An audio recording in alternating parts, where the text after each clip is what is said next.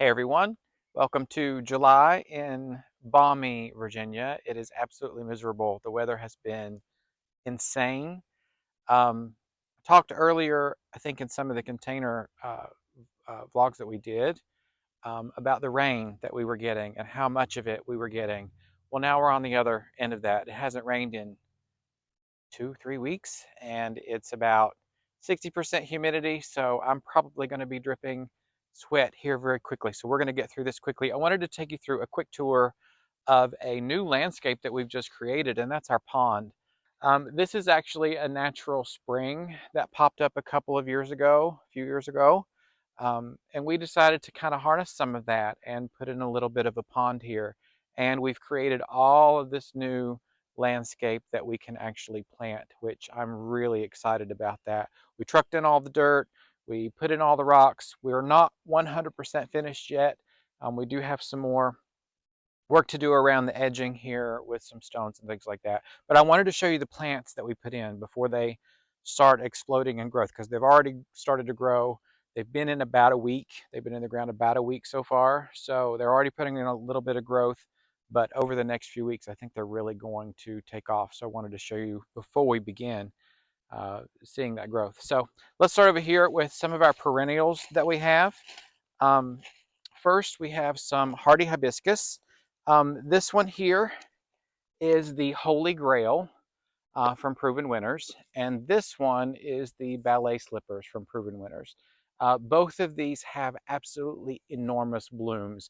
I think this one gets up to 9 inches in diameter, and this one about 7 to 8 inches in diameter. Holy Grail, I'll pop up a picture. I'll have Michael put in a picture of what it looks like when it's blooming. We're just in bud form right now, so we haven't actually hit blooms yet, but these will be a bright, bright red color. Really beautiful blooms. Ballet Slippers, this one's going to be my favorite, I think. This is a white bloom with pink edges. It's very ruffled. These will get pretty large in size too over the years. First year, of course, with any perennial, they're not going to do their best in their first year. They'll really start kicking up next year and the year after. So beautiful, beautiful flowers here. And again, perennial. These are hardy, so they'll come back each year. I do have these on irrigation as well because they do like water. Now, we are right next to the pond. This actually kind of floods out a little bit and gets a lot of runoff from the spring, even though we've captured a lot of it in the pond. Um, that's okay for these. They like being in a very wet area. So this will actually help soak up some of that and help with the drainage. They're very deep rooted and they help get your drainage going. So if you have an area in your landscape that you need to dry up a little bit, these are great, great plants to do that. The next that we have here, let's talk about this one.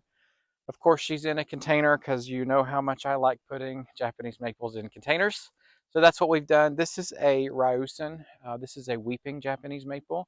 Um, wasn't planning on putting a Japanese maple here, and that's why it is in a container, because this will eventually, I think, all be perennials. For this year, I planted a lot of annuals because I don't know what we're going to put here yet. We don't know what it's gonna be like. We know it gets full sun, but we decided to go ahead and pop this in. Um, we caught this on sale for 50 bucks. 50 bucks for a Japanese maple.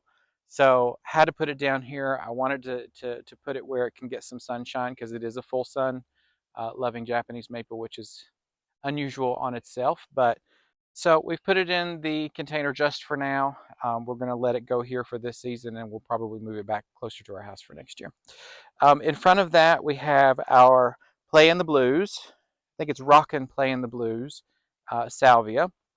These are also from Proven Winners, and these are, I'm so glad I found these. I was so nervous that I wasn't going to be able to get any this year. Um, my local garden center didn't have any. I found these at Lowe's. They came in later in the season. Thankfully, I had this. This had not been planted yet, so I was able to grab some for here. These get upwards of 3 to 4 feet tall and wide, so they're going to fill in really, really beautifully. You can already see their amazing blooms. These have really brought in the pollinators. Bees love them, bumblebees especially. Um, if you've seen some of our shorts of our hummingbird moth, it really likes these as well. And I've seen 2 hummingbirds on these as well over the last few days. So an amazing addition. I can't wait for these to fill out. They're already starting to put on some growth. So an amazing plant. So in front of our salvia, we have here with our Supertunia Vista Snowdrift. I really wanted to try this in the ground. I've watched other YouTubers use it in the landscape, and it turns out really beautiful. These get pretty large, about 2 feet tall, 3 feet long. So they're going to be an amazing filler through this area. In front of that, I have one of our coleus. Now, let me tell you, this coleus, this is Lime Time, another proven winners. I have had the best luck out of this in the ground uh, than any of my other coleus. I mentioned it in previous videos that I was going to test this out in full sun because I wasn't for sure that it would actually hold up. And let me tell you, it 100% does. This Lime Time absolutely loves the heat, it loves the sun, and it is doing beautifully. Now these two are a little bit further behind because they start to get some shade. As you can see now, we're getting a little bit more sun. It's a little cloudy, but these get a little bit more shade than the other side. I'm going to show you the other side here in a moment. I have a whole hedge of them, and they look amazing. So they really love the sun. It really brings out the color, and they've done really, really well in this area. Next to that, we've got one of our white garas. This is what we used in our centerpiece for our urn video, which came out, I think, last week. Um, and then in front of that, I have some Sunpatiens. Now, the reason that I went with the Sunpatiens is because the bottom of this hill is very, very wet. The moisture still comes off the pond, like I said before, with these hibiscus. So the front down there stays very, very wet. I also have a White Knight Sweet Celium, another proven winners as well, toward the edge there because, again, very moist, very wet area.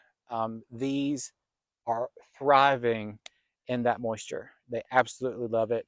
They're doing super, super well, and they've really done a great job in soaking some of that water up.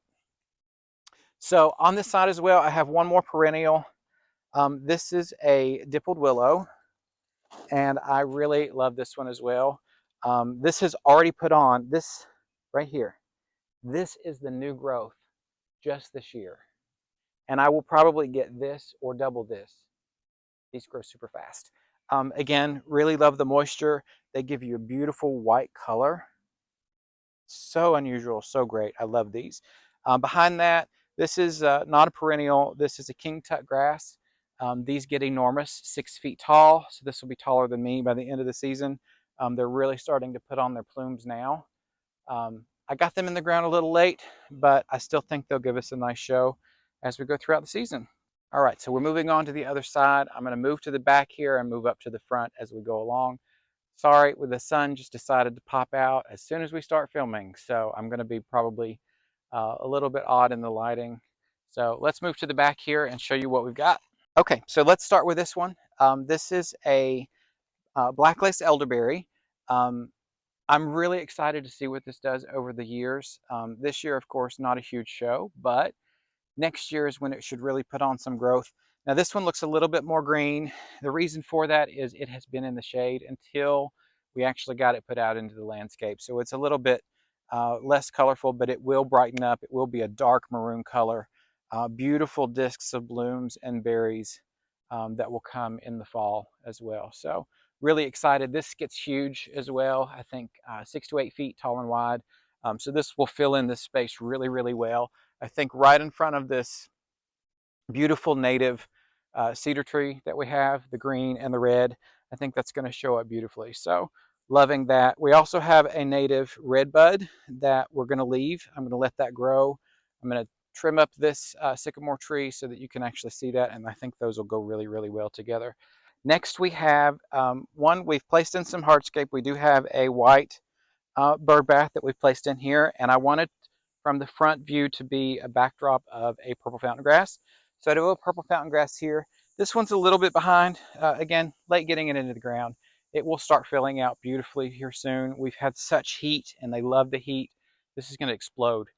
This will be pretty tall, probably 4 to 5 feet in the end. Beautiful purple seed pods or seed heads that come out as well. Really, really pretty. So I'm excited to see that grow and put on some shape. We've also put a willow tree here. Let me tell you, talked about the dippled willow growing. This has tripled in size just this season. It's only been in since probably May. We're in July now. So this has really, really, really enjoyed the moisture in the ground here. So I think this is going to be a superstar in the next couple of years. Really excited to see how well it does. I have another King Tut here that I've placed just to mirror the other side there. So in front of our King Tut, we have a Prince Tut, which is the same type of version, these beautiful plumes of grass. I've got a spider in there, a garden spider. I love those. My grandmother used to tell me about garden spiders. She used to say if you blow on them, they'll write your name in their web. I know that's not true, but I've always believed it, and I always believe that. So I leave a garden spider anytime I see them. So got a garden spider in there. These do not get as big as the King Tuts. They make great centerpieces if you're doing a container. So I've got another one of those here in front to give us a little bit of depth there. We've put in some Delphiniums as well. Now these are not doing very well, so I apologize for that. They're not looking great. We had some wind the other day, which knocked them over. I'm not the best at staking things, so these did not get staked. But I have some blue and purple Delphiniums. I've got 3 of those along the way. These are perennial, so they will be back. In front of our fountain as well, we have some Mexican feathergrass and some lavender, which of course the lavender will come back. The feathergrass will not, but the lavender will be back next season. In front of that, now this is the main event. This line of Lime Time Coleus, Color Blaze Coleus from Proven Winners. I'm telling you, Lime Time has been the absolute biggest performer that I've had this season, and I'm in love with this. Look at the beautiful color that this gives us. This beautiful chartreuse green, so bright, so vibrant, and that comes from the sun. Again, here on the end here, you can see this one gets a little bit more shade from our sycamore tree. It's not quite as bright, and it's not growing quite as fast as these are, and these are full sun. They start getting sun about 11 in the morning, and they get sun until probably about 7, 8 o'clock at night. We're at almost 7 o'clock now, and you can see they're still getting sunshine. So they love it. They do not need extra water that I've seen so far. Now, these are on drip. They do get watered every morning, but I have not had to supplement any water for them at all, and they've done really, really well. So super excited for those. Did a whole line of those. This one you'll probably notice, and you'll say, hey, this one looks smaller too. That's because this one went in a week later than the rest. I miscounted and didn't judge how many I actually needed, so that one went in a little bit later, so it's a little bit further behind.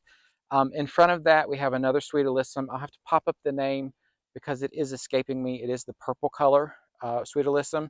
Again, loves the water. This is a little bit more moist here in the front, so a great performer here. Now these will get pretty big as well.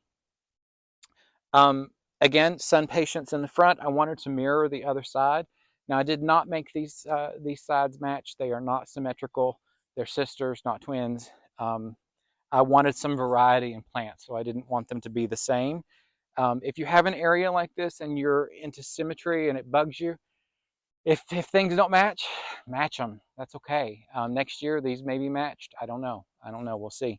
I do have a little bit of symmetry in the grasses and in the willows, so we'll see what happens next year. But I do have the Sunpatiens again in the front. Again, they love the moisture. That's where the moisture goes, is down in the front, where the drainage actually hits. So those are loving their life there in the moisture.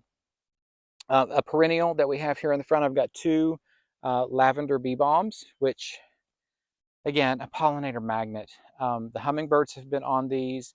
The hummingbird moth has been on these. The bees have absolutely loved them. So another really nice addition here in the front. I wanted to play off of the chartreuse green a little bit with some purple. I love a yellowish green and a purple together. I think they really complement one another and pop because they're opposites on the color wheel. So here in the front, I've done 3 Supertunia Mini Vista. I've done 3 Supertunia Mini Vista Ultramarines, and this one's a little bit further behind, but it's starting to come out here in the middle. I'm not sure what happened with that one, but it is coming out in the middle. Now these 2, they just exploded the minute I put them in the ground. They look amazing. So in front of the Supertunias, I've got 2 Supervenas. This is the Supervena Cobalt. This I actually purchased on clearance at Lowe's. Now let me tell you, don't be afraid to buy your plants on clearance if you see them. You just have to give them a little bit of special treatment and they will flourish for you. All I did when I got these home, they looked dry, they looked weak, they looked tired, so I cut them off all the way around the edge till they were about that long. They had new growth already starting to try to come out from the center. I fertilized them really well, got them into the ground, and this is what they look like now. They're doing really, really well. So really great addition. These purples will play well again off of the chartreuse that we have here, and then another Sweet Alyssum in the front. Moving on down, have another bee balm. I wanted a little bit more texture here, so I added another of our Prince Tut grasses. And then this Supertunia. Let me tell you, this has been one of my absolute favorites. I think Michael will agree with me that it's our favorite color in the garden so far this year. This is actually a Supertunia Vista Fuchsia. Very similar to the Paradise, which we have in the urn, but this one, such a super cool color. It's not quite a vibrant pink. It's not a blushing pink. It's a beautiful, beautiful, cool tone that I've loved having here. And these are starting to explode as well. So they're doing really, really well. In front of that, I have the pink cashmere Superbena. Wanted to play off the pinks there, and then a pink Gara in front of that for the centerpiece there. These are going to fill in really, really beautifully. In the backdrop here, I've got another purple fountain grass, which will fill out the space really, really nicely. Coming down to the end, and the last part of our tour is another Delphinium, another purple Delphinium, so another perennial that will have color from every year. So those are all of the plants that we've put into this area so far. Again, mostly annuals for this season. I think I want to play around with a little bit of the color, see how I like it, and then we'll go from there on what we want to do with perennials and permanent plants in this area. Um, Things to consider when you're planting an area like this: if you have a lot of moisture, think about things like the Sunpatiens. Even the Supertunias, they can take the moisture. They don't want to be wet all the time, but they can handle the extra moisture.